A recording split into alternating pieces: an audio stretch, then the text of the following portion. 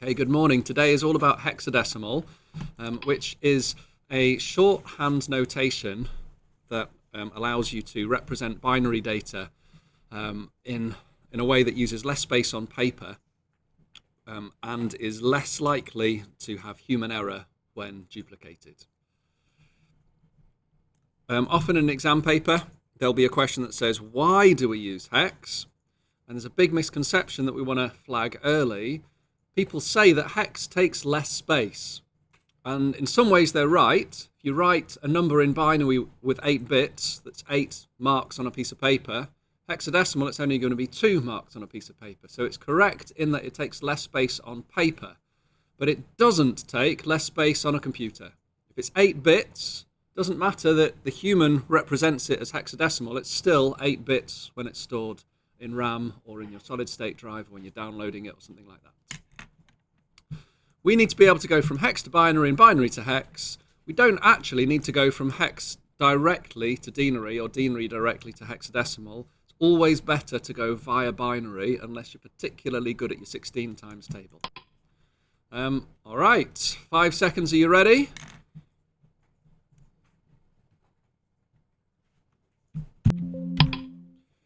So it was pretty challenging. If you wanted to represent the same thing in hexadecimal, let's try and work out how many digits it would be. Each 4 bits in binary would just be 1 letter. So that's going to be 1, 2, 3, 4, 5, 6, 7. That's probably only going to be 8 characters in hex, which I reckon that you could remember in 5 seconds. So what do we mean by hexadecimal? Well, denary and hexadecimal and binary are all the same for 0 and 1. But as soon as we get to 2, we haven't got a digit for 2 in binary, so we have to reuse the 0s and 1s with an extra bit.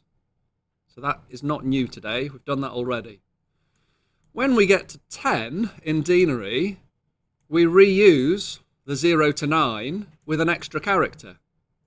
As in, this is worth 1 and this is worth 10. Just like this is worth 1 and 2 and 4 and 8. However, with hexadecimal, we don't use a second character at 10, we use A, and we go up to F, where F is 15, and then for 16, it's 1, 0, and then 1, 1, etc.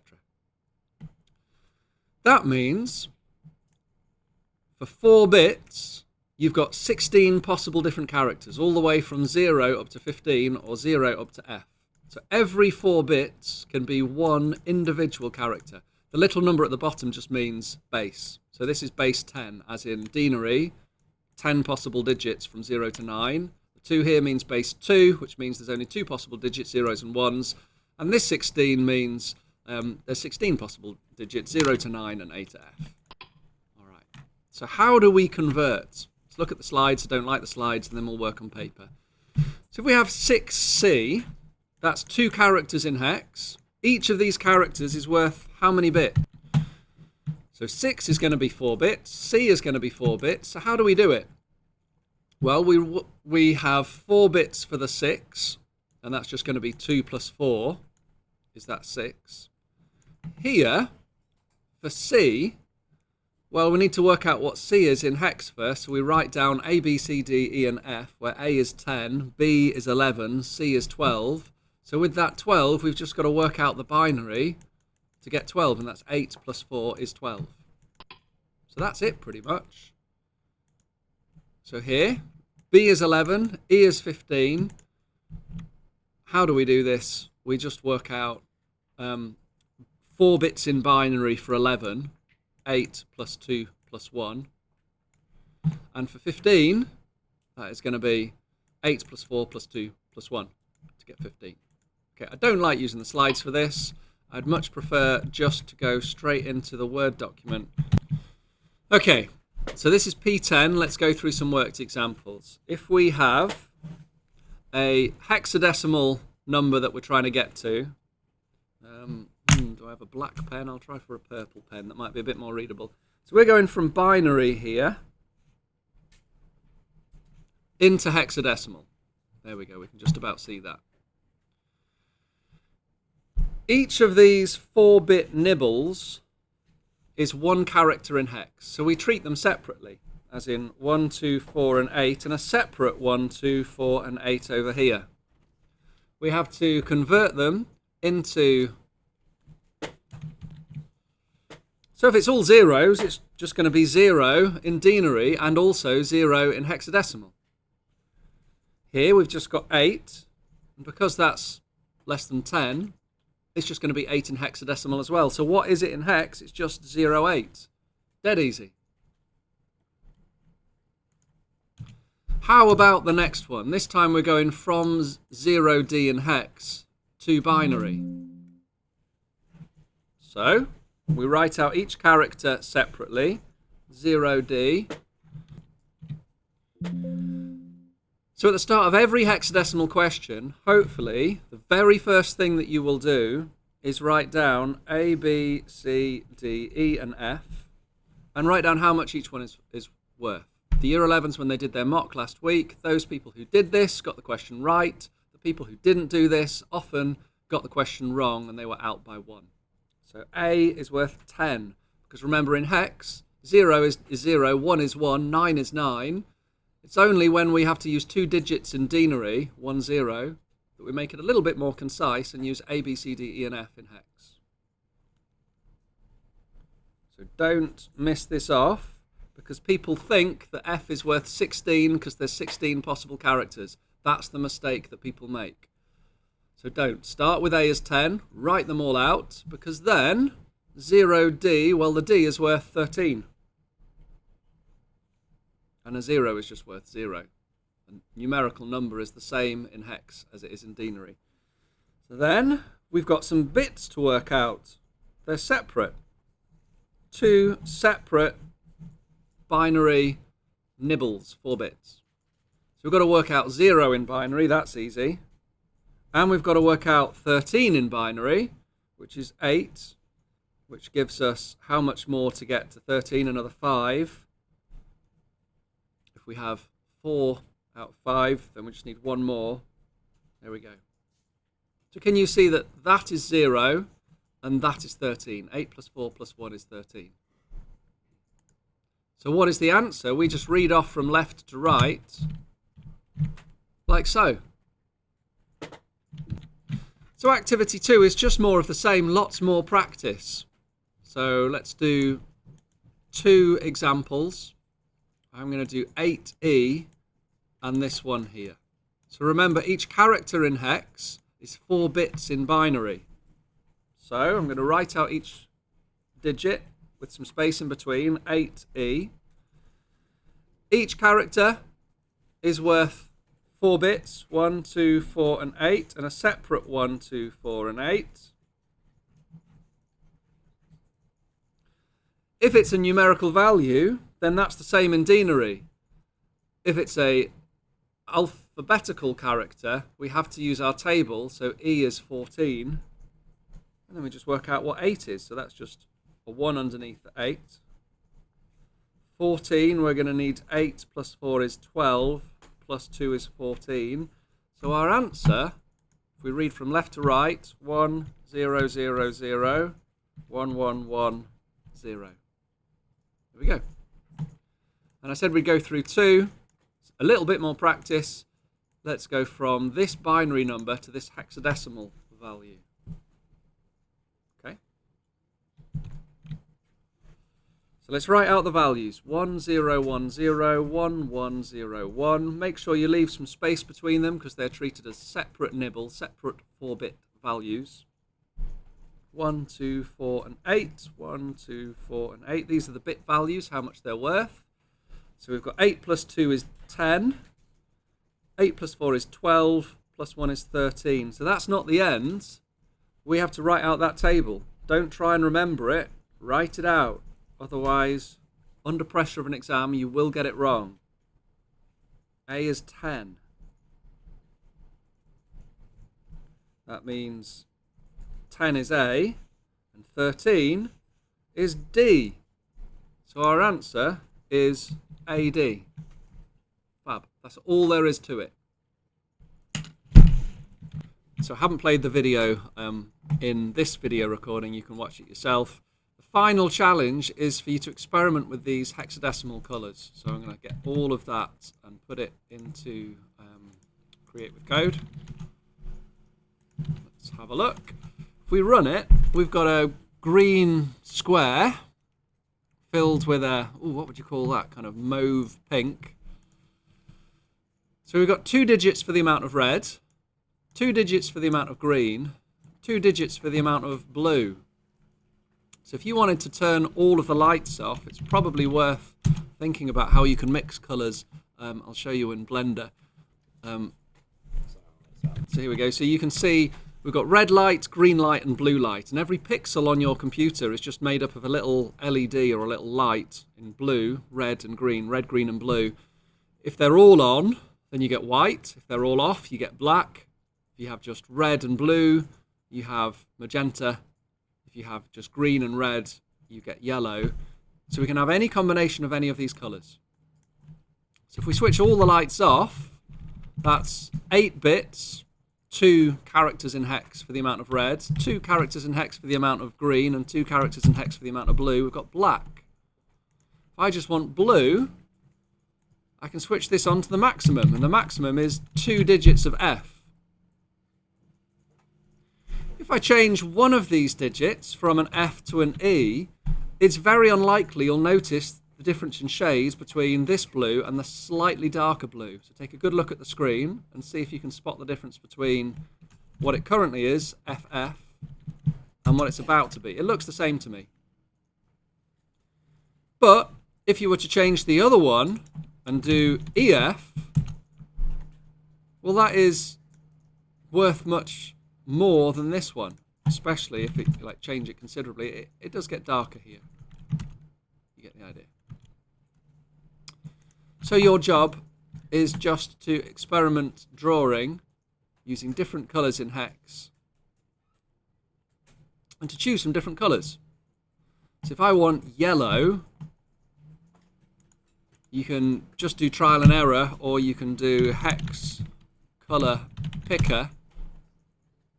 Choose any colour that you like, and it will tell you. So you can put the hex code in. Sometimes the hash is there just to tell you it's a hexadecimal value. You can find out the red, green, and blue values. What does this mean? It means that FC in hexadecimal is going to be 252. F8, the amount of green, is going to be 248. Surprise, surprise, 03 in hexadecimal is 3 in denary. Sadly, this doesn't tell you in binary, but it's quite nice and easy because F is 1, 2, 3, 4, like that. C, what's C? I'm going to have to write out my A, B, C. So 10, 11, 12. So what's 12 in binary? We're going to need 8 plus 4 to get C. And then I've got another F. And another 8, and a 0, and a 3. Can you see the direct relationship between binary and hexadecimal? It's quite nice and easy to convert in your head when you've had lots of practice. This lesson is all about lots of practice. You might not have seen it before today, but by the end of today, you will be very fast at converting a binary value into hexadecimal. You don't have to go from hexadecimal directly into denary. If you ever needed to do that, and you don't at GCSE, you would first go to binary, and then you'd convert 8 bits of binary into denary afterwards. So we're going to try and draw this house shape here with the code that we've got. Now it's going to take a lot of lines in order to do it. Let's see, let's try and find an orange. That's our hex code. There we go. That should be the fill color.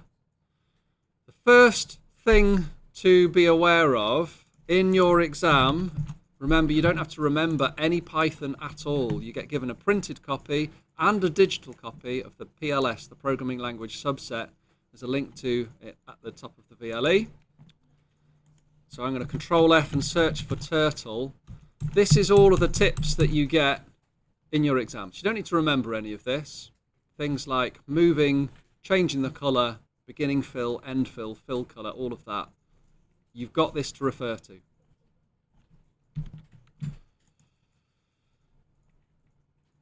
So if I want this to be a little bit over to the left, I guess it's pointing right to begin with. I could do myTurtle dot back. Is it back or backwards? Just back, number of steps. How far? Let's go 50. So that was okay, but I don't know if you noticed it. It drew a line as it was going back. So you can ask it to lift the pen up, but then I need to put the pen back down again to start drawing.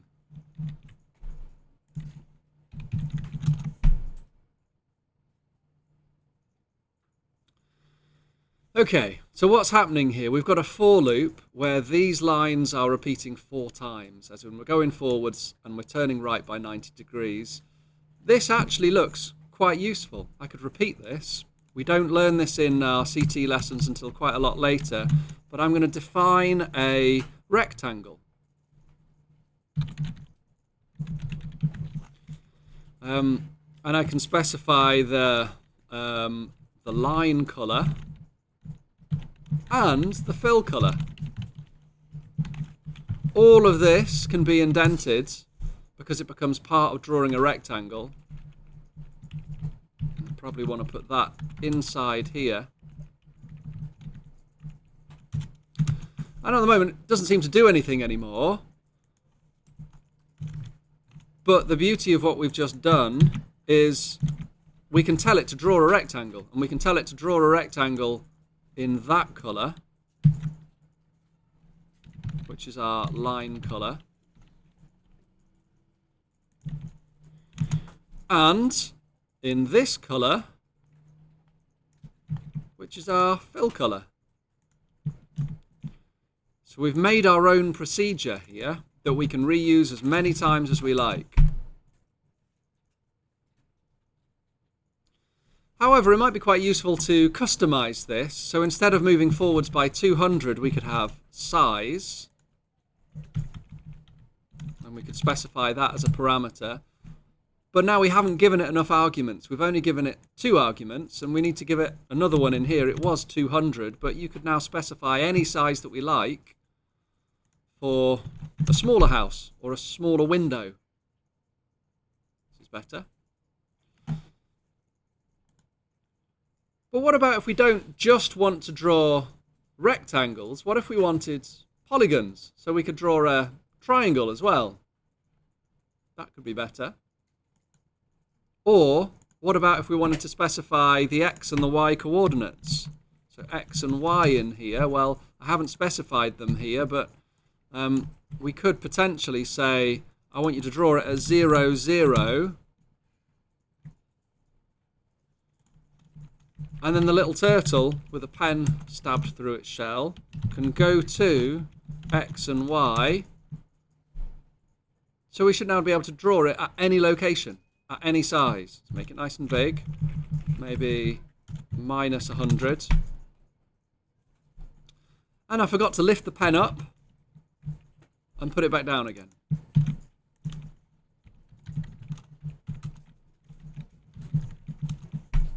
So now we can draw any square, anywhere, any size. That's quite nice. Where's our house gone? So we've got a square here. If I draw 4 white-filled black thingamabobs here, we can just put the name of the procedure, rectangle. We can say where it goes. I'm going to say the colour is going to be black. 1, 2, 3, 4, 5, 6. 1, 2, 3, 4, 5, 6. And if I want the fill colour of the window to be white, that's all of the red light on, all of the green light on, all of the blue light on. But it's going to be a much smaller square. So it's not going to be in the right place, but trial and error can put it in the right place. So I want to move it further across to the right. So maybe minus 50, and further down,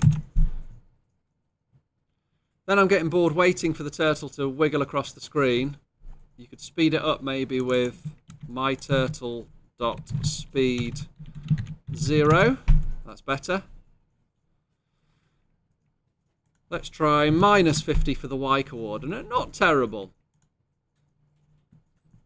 Let's try another one. Let's put some comments in to explain what we're doing.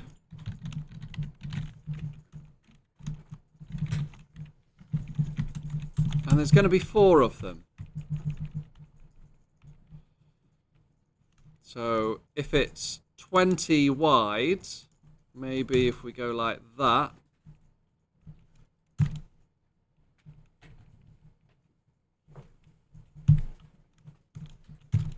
I don't know, let's see. Yeah, it's looking reasonable. So my point is, over the next couple of weeks in Python, we're going to learn how to create your own reusable code, which means giving a section of code a name, in this case rectangle, defining your own parameters so that whenever you call that, you can put different values in, different arguments, to reuse that code to do whatever you want. You've got 4 minutes to get this submitted. Remember, you need to save your Word document, you need to close your Word document, and you upload it to half term 2. Even though we've just been doing Python, this is still data, so please submit it to the right place. It goes on half term 2 data 2, just here.